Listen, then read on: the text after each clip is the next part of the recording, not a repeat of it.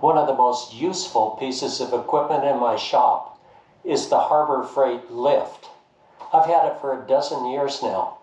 I bought it for an absolutely smoking deal at $299. The price is currently $549.99. But it's still a bargain. I'd like to go over the features of this lift and why I like it so much. The lift is in the Harbor Freight PITTSBURGH line. This lift is rated 1,000 pounds, and the design is very simple. It's a cantilever platform lift with a hydraulic actuation mechanism. The wear item would be the hydraulic jack, which is actually a unit that could be either rebuilt or replaced. I've had this for a dozen years and there's been no issue with it whatsoever. I like the built-in safety features like this bar that slides into place once the lift platform has been raised. This is a fail-safe.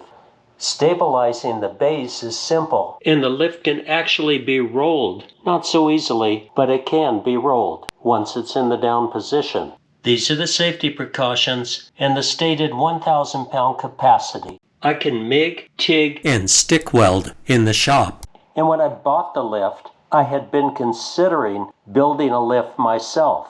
The cost of steel being what it is, it's an absolute bargain to buy this lift even at the current $550 pricing. Imagine the amount of labor and the machining and tools involved in constructing this lift. This original tie point was adequate, but certainly not substantial.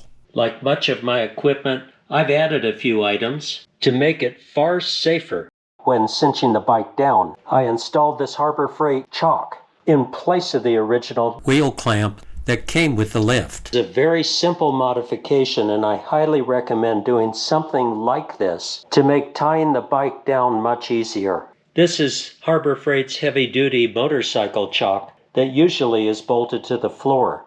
I simply attached it to the platform and made it a permanent fixture on the lift. I used braided carriage bolts to secure the chock to the platform. The chock is even adjustable for tire diameters and wheelbase lengths.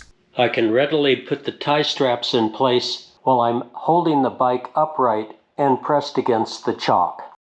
The motorcycle stand itself is rated 1,800 pounds. That's more than ample for my motorcycles, which are dual sports or enduros and weigh no more than 350 pounds. The tie straps and chock stabilize the bike as I tie it down. This is a one-person operation and makes it very easy with the wheel chocked securely. For rear wheel and tire service, I do need a jack between the lift and the frame of the bike to raise the rear tire off the platform. It is a delight standing to work on the engine from this height, or adjusting the platform for various components on the engine, the wheels, forks, or frame of the bike. With some creative maneuvering, I can get the front wheel off the platform as well for doing fork or wheel service. The hydraulic release pedal is easy to reach, and pumping the bike up into position is simple with this long leveraged pedal.